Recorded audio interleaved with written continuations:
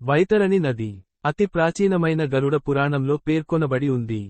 పాపములు చేసిన వారు చనిపోయిన పిమ్మట ఈ నదిని దాటే వెళ్ళాలి. గరుడ పురాణం ప్రకారం ఈ నది యమలోకానికి దక్షిణాన ఉన్న ద్వారానికి వెలుపల ప్రవహించును.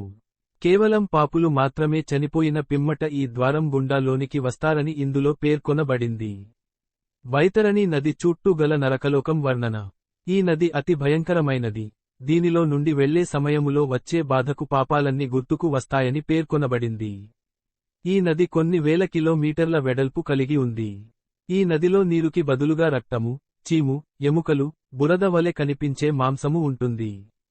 ఈ నదిలో చాలా పెద్ద మొసళ్ళు, మాంసము తినే క్రిములు, జంతువులు, పక్షులు ఉండడము వలన పాపాత్ములకు ఈ నది దాటి వెళ్లడం అసాధ్యం.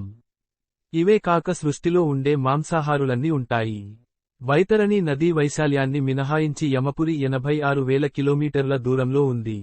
మరణానంతరం జీవుడు ఈ మార్గాన్ని ఒక రాత్రి, ఒక పగలు, మొత్తం ఒక్క రోజు కాలంలో 247 కిలోమీటర్ల చొప్పున నడుస్తూ సౌమ్యము, సౌరి, నాగేంద్ర భవనము, గంధర్వ, శైలాగను, క్రౌంచ, క్రూర, విచిత్ర భవన, బహ్వాపద, దుఃఖద, నానాక్రంద, సుతప్త, రౌద్ర, వయోవర్షణ, సీతాడ్య, బహుభీతి అనే 16 పురములను దాటుకుని యమపురికి చేరుతాడు.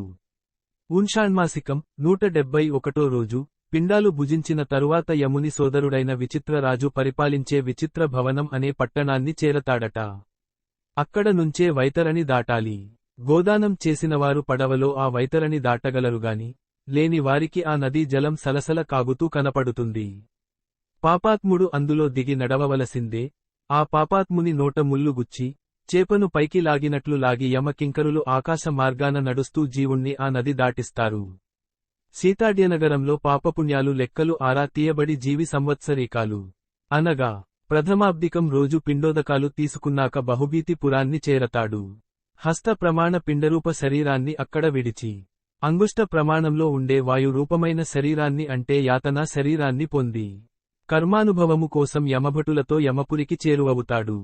ప్రారబ్ధ కర్మ అనుభవించడానికే యాతనా శరీరంతో జీవుడు పాపాత్ములతో కలసి యమపురి చేరతాడు.